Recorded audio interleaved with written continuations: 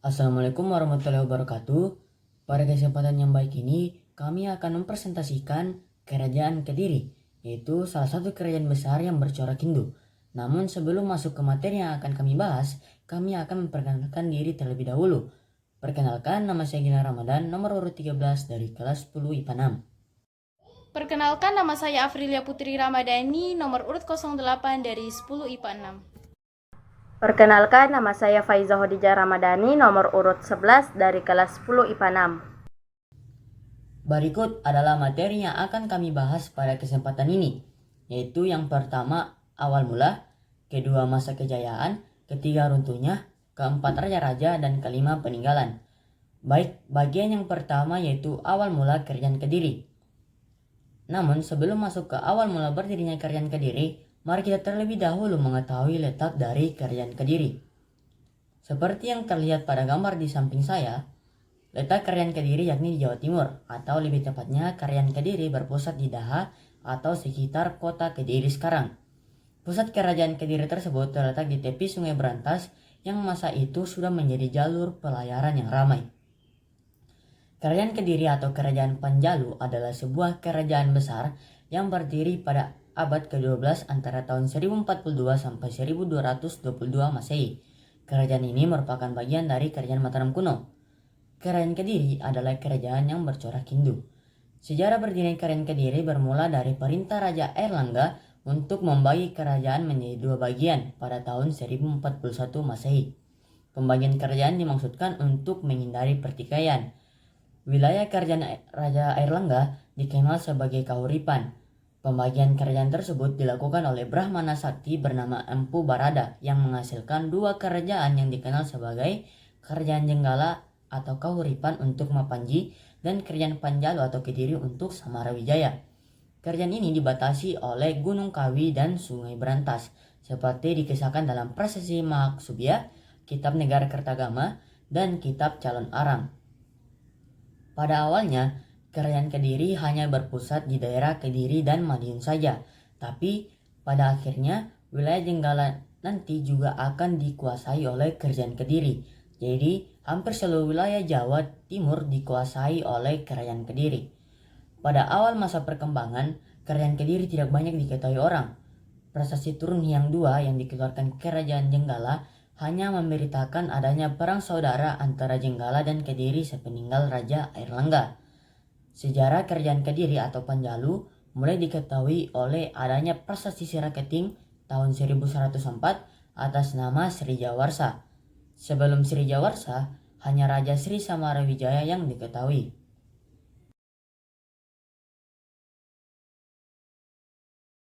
Oke, baik. Selanjutnya saya akan menjelaskan tentang masa kejayaan Kerajaan Kediri. Kerajaan Kediri mencapai puncak kejayaannya ketika masa pemerintahan Raja Jayabaya. Daerah kekuasaannya semakin meluas yang berawal dari Jawa Tengah, meluas hingga hampir ke seluruh daerah Pulau Jawa. Selain itu, pengaruh Kerajaan Kediri juga sampai masuk ke Pulau Sumatera yang dikuasai Kerajaan Sriwijaya. Kejayaan pada masa itu semakin kuat ketika terdapat catatan dari kronik Cina yang bernama Chokufe pada tahun 1178 Masehi, berisi tentang negeri paling kaya di masa kerajaan Kediri, pimpinan Raja Sri Jayabaya. Bukan hanya daerah kekuasaannya saja yang besar, melainkan seni sastra yang terdapat di Kediri cukup mendapat perhatian, dan dengan demikian kerajaan Kediri semakin disegani pada masa itu. Baik, selanjutnya saya akan menyampaikan materi tentang runtuhnya Kerajaan Kediri. Runtuhnya Kerajaan Kediri terjadi pada masa kekuasaan Kerajaan Kertajaya seperti dikisahkan dalam Kitab Pararaton dan Nagara Kertagama. Pada tahun 1222, Kertajaya dianggap telah melanggar agama dan memaksa Brahmana menyembahnya sebagai dewa. Kaum Brahmana lalu meminta perlindungan Ken Arok. Ken Arok yang bercita-cita memerdekakan Tumapel kekuasaan Kediri, mencetuskan perang antara Kerajaan Kediri dan Tumapel di dekat Desa Ganter. Keberhasilan Ken Arok mengalahkan Kertajaya menandai runtuhnya Kerajaan Kediri yang kemudian menjadi kekuasaan Tumapel atau Kerajaan Singasari. Baik, selanjutnya saya akan menjelaskan tentang raja-raja di Kerajaan Kediri. Yang pertama adalah Sri Samarawijaya. Sri Samarawijaya adalah putra Airlangga yang telah dijadikan putra mahkota Kerajaan Mataram kuno. Ia kemudian memperebutkan posisi raja melawan Mapanji Grasakan. Airlangga terpaksa membagi kerajaan menjadi Panjalu dan Janggala untuk menghindari perang saudara. Meski begitu, beberapa bukti menyatakan bahwa keduanya tetap berperang sepeninggalan Airlangga. Masa kekuasaannya disebut masa kegelapan karena tidak meninggalkan bukti prasasti apapun mengenai kerajaan Kediri. Samarawijaya diperkirakan bertahta di Panjalu pada 1042. Yang kedua adalah Sri Jayawarsa. Sri Jayawarsa muncul melalui prasasti Sirah Keting, menyatakan bahwa ia adalah Raja Kediri yang memerintah sekitar tahun 1104. Namun, beberapa penelitian lanjutan oleh L.C. Dimes menyatakan bahwa nama ini berada sezaman dengan kekuasaan Mapanji Kameswara dan Kertajaya. Yang ketiga adalah Sri Bameswara. Nama ini memerintah sekitar tahun 1117 sampai 1130.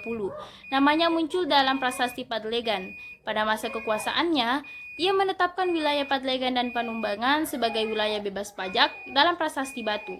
Hal ini menunjukkan bahwa di Kediri, masyarakat dapat mengajukan permohonan tertentu yang boleh jadi dikabulkan. Yang keempat adalah Jayabaya. Jayabaya muncul sebagai penguasa Kediri pada prasasti Ngatang, berkuasa pada tahun 1135 sampai 1157, dan dianggap sebagai raja terbesar Kediri. Prasasti Ngatang juga menyatakan Panjalu Jayati atau Panjalu Mena sebagai bentuk penghargaan atas jasa masyarakat Ngatang yang setia dalam usahanya mengalahkan Janggala. Ia berhasil menyatukan kembali Janggala dan Panjalu di bawah naungan Kediri. Yang kelima adalah Sri Sarweswara. Nama ini ditemukan dalam prasasti Padlegan 1159 Masehi dan prasasti Kayunan 1161 Masehi. Yang keenam adalah Sri Arsweswara. Nama ini ditemukan dalam prasasti Angin 1171 Masehi. Prasasti Angin juga menyantumkan lambang kerajaan Kediri pada masa kekuasaannya adalah Ganesha. Yang ketujuh adalah Sri Gandra. Nama Sri Gandra muncul dalam prasasti Jaring 1181 Masehi yang berisi tentang permohonan anugerah raja dari masyarakat desa Jaring. Yang kedelapan adalah Mapanji Kameswara. Mapanji Kameswara pertama kali diungkap pada prasasti Samading tahun 1182 Masehi. Dalam Kakawin Samaradhana diungkap bahwa ikatan antara Panjalu dan Janggala menguat ketika Sri Kameswara memperistri Sri Kirana, seorang putri dari Janggala. Kisahnya diangkat dalam pentas drama antara Panji Inul Kertapati dan Geluh Chandra Kirana. Yang kesembilan atau yang terakhir ada Kertajaya. Kertajaya merupakan raja terakhir Kediri yang muncul melalui beberapa prasasti dan kitab Nagara Kertagama. Kitab ini menyatakan bahwa Kertajaya menghendaki disembah oleh petinggi keagamaan, namun ditolak. Para agamawan ini pun meminta perlindungan kepada Ken Arok, raja daerah Tumapel, sekaligus menyetujuinya menjadi raja Singasari. Baik, selanjutnya saya akan menjelaskan tentang peninggalan kerajaan Kediri, yaitu prasasti, karya sastra, dan kitab. Prasasti yang kami ambil hanya 4, yaitu prasasti Sirah Keting, dikeluarkan pada 8 November 1204 Masehi. Dan yang kedua, prasasti Tulungagung, berisi landasan penetapan hari lahir Kabupaten Tulungagung. Yang ketiga, prasasti Ngantang, berisi tentang pemberian dan pembebasan pajak tanah oleh Raja Jayabaya. Yang terakhir, prasasti Jaring, isinya menceritakan tentang dikabulkannya permintaan penduduk desa Jaring yang telah dijanjikan oleh Raja Sri Aryeswara. Baik, peninggalan selanjutnya yaitu karya sastra. Kami hanya mengambil 4 contoh. Contoh yang pertama, Kakawin Baratayuda, karya Empu Seda dan Empu Panulu.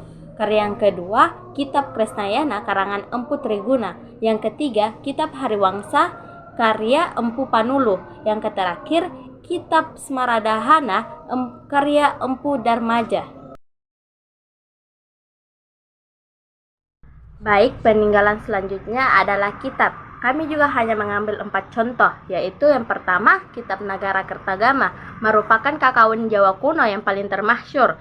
Yang kedua, Kitab Sutasoma, bercerita mengenai Pangeran Sutasoma. Di dalamnya juga mengajarkan toleransi beragama, khususnya antara Hindu dan Buddha. Kitab yang ketiga, Kitab Arjuna Wiwaha, adalah kakawin pertama dari Jawa Timur dan satu-satunya karya sastra dari masa pemerintahan Prabu Airlangga.